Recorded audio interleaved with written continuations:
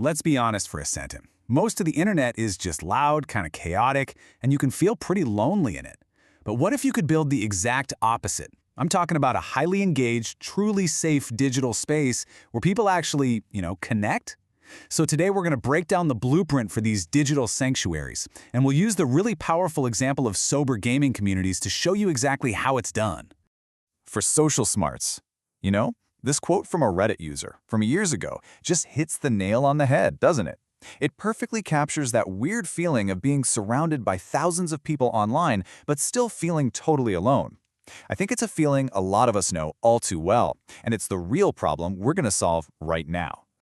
But here's the thing. We all want that connection, right? But actually building it, that's a whole other story. So, what if I told you there's a strategic blueprint to build a genuine digital sanctuary, and that it's a process most people, even the big brands, get completely wrong? Okay, so here's the game plan for how we're going to lay this all out.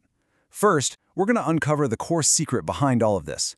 Then, we'll walk through a simple three-phase blueprint. After that, we dive into the psychology of how to actually engineer belonging. And finally, we'll talk about how to grow without, breaking the amazing thing you've just built. All right, let's jump right into section 1, the micro-community secret. And this is a big one. It's totally counterintuitive, but the secret to creating massive engagement isn't about chasing massive growth. It's actually about thinking smaller. Way, way smarter. For explorers, and the term the pros use for this, is a micro-community. Now, what's really fascinating here is the language they use. It's not just a small group, it's purpose-built. The members are high intent, meaning they are there for a very specific reason. And all of that creates higher signal, which is really just a smart way of saying more meaningful conversations and way less noise. For settlers, this chart really lays out the difference perfectly. On the left, you've got your traditional online community. Think of it like shouting in a huge stadium. It's all noise, most people are just passively watching, and the only goal is more growth.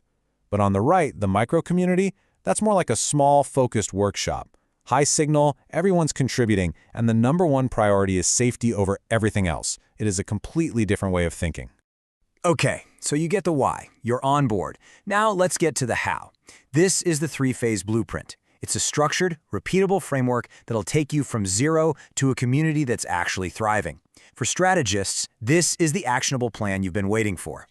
For settlers, phase 1 is all about the foundation, getting your first 100 members. And the most important rule here is, do things that do not scale.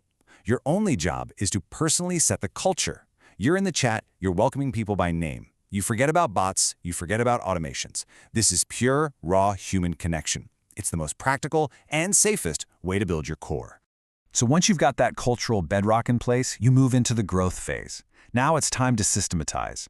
You build what's called a content engine, basically a reliable schedule of exclusive events like AMAs or weekly game nights. And this isn't just about random fun. It's about giving people a consistent reason to come back. You're creating unique value they just can't get anywhere else. And finally, once you cross 1,000 members, you enter the scaling phase. Now is when technology becomes your friend. You bring in bots for moderation, and you use smart tools like tiered access. Think about it like a lobby in a building. New members might only see a few essential channels at first. This protects your core culture from getting diluted as you grow. It's not just automation for automation's sake, it's strategic automation. Milestone. So we have our three-phase plan. That's the what. But the real magic, the thing that turns a group of strangers into a home, is that feeling of belonging. And here's the secret. That feeling, it's not an accident. You can actually deliberately engineer it. For strategists, honestly, this slide is like a psychological cheat code. It connects our deepest human needs directly to simple features on a platform like Discord. We all crave autonomy, a sense of control, right? Well, you deliver that with self-assigned roles. We need competence, that feeling of mastery. You build that with gaming tournaments and achievement roles. And most importantly, we need relatedness, that feeling of connection. You engineer that with themed channels and voice hangouts. It's a direct cause and effect framework. So, what does that actually look like? Well, it's about simple, low-pressure events. Think movie nights, karaoke, trivia, anything that sparks a laugh and creates some inside jokes. For communities built around sobriety, this is a huge deal. These events give people a way to be social without feeling like they need any liquid courage. It's all about creating genuine fun that anyone in your crew can share and feel good about. Okay, so your community is thriving. The vibe is absolutely perfect, but now, How do you keep growing without breaking it? That's what this is all about. Attracting the right kind of members while making sure your sanctuary stays safe. For explorers. Okay, here is a promotion secret that almost nobody talks about. On places like Reddit, the absolute best method is what you could call the story first post. You don't just show up and say, join my server. No, you share a real, vulnerable story about your own struggle and why you felt the need to create the space. That authenticity works like a perfect filter. It repels the trolls and drives away the low-effort people, and it attracts the exact people you want, those high-intent members who are genuinely searching for what you've built. For settlers, and as you grow, this idea of psychological safety becomes the absolute bedrock of everything.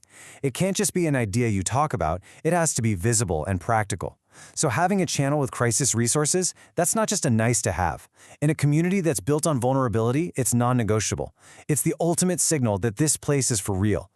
So we've gone through the whole blueprint, but what's next? Well, the big question on the horizon is AI. I mean, could a smart AI help match a new member with their perfect buddy in the group, or maybe even act as a first line of support during a crisis? That's really the next frontier. AI-powered personalization for our digital homes. Look, the takeaway from all of this is pretty simple. Find your people, and then build them a home. If anything we talked about today sparked an idea for you, share this with someone you know who's also trying to build something meaningful online. You might just help them create the next great digital sanctuary. Thanks for hanging out with me for this one. If this touched your heart, please subscribe, like, and share it with your family. Save this for more meaningful content ahead.